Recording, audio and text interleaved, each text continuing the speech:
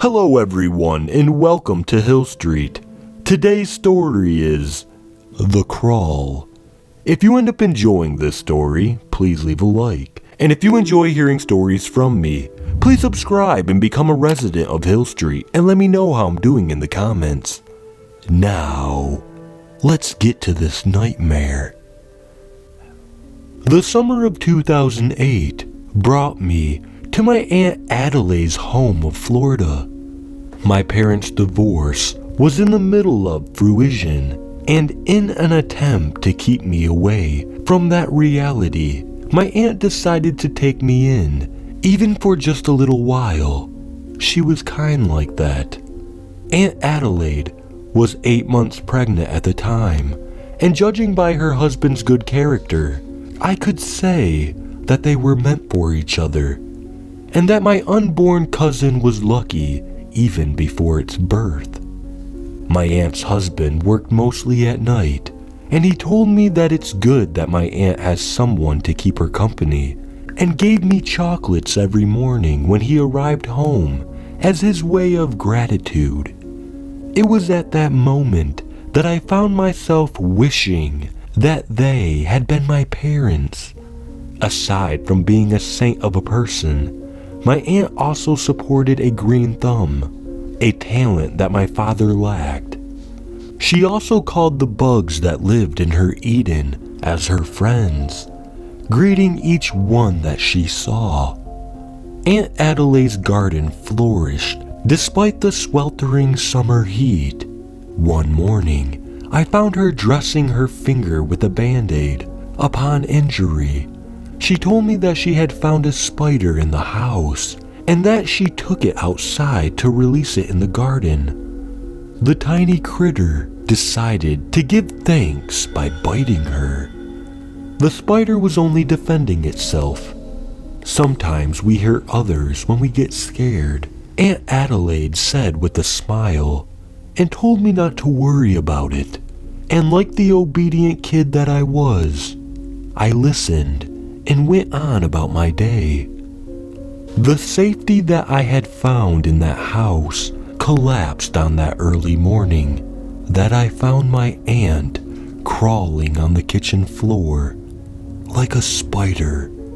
I ignored what I saw and decided not to tell her husband either, out of fear of being scolded for having a dark imagination. So I did the only thing I could. I pretended that I never saw her eating the bugs that resided in her garden, and that I never saw her squat at the top of the stairs, salivating and looking at me like I was food. Dinner time became so bleak, not only because of the strangeness that surrounded me. The meals started to taste strange too. Water kept my hunger at bay, but I had to pay the price of going back and forth to the bathroom a lot. And sometimes in that dark hallway, I heard her crawls. I started to feel weaker and weaker as the lack of sleep started to take over. So I prayed, hoping for hope.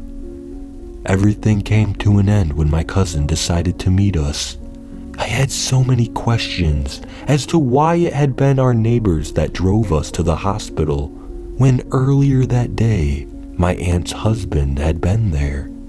Stacks of confusion piled up as I found myself being examined by the doctors too, as the others went on to deliver my cousin.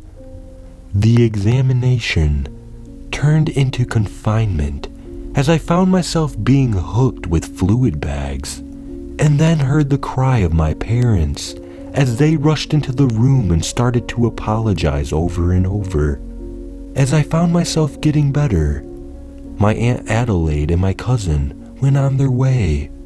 I heard whispers about how the baby looked wrong, and that drove me to the edge, begging my parents to tell me what happened. The answers that I hungered for didn't satisfy me. It only left an insatiable sadness as it was explained to me years later. Investigations revealed that my aunt's husband started to put drugs in her food gradually in hopes of getting her life insurance. And when I came into the picture, he decided to take me out too. That's why they said that the baby looked wrong. Whatever my aunt had ingested afflicted my cousin in such a cruel and inhumane way. The monster got caught 2 weeks later trying to leave the country, and even had the audacity to ask to be allowed to visit my aunt's and cousin's grave. Authorities had to hold back my dad as anger fueled his body upon seeing that devil.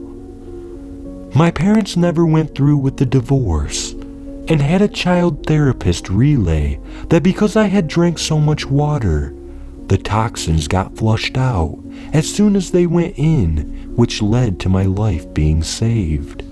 It's been 10 years since then, and the news I learned about that monster was that he was plagued with the terror, insisting that he kept hearing someone crawling in his jail cell every night ever since his incarceration. His words that stuck with me though: I feel something crawling inside me.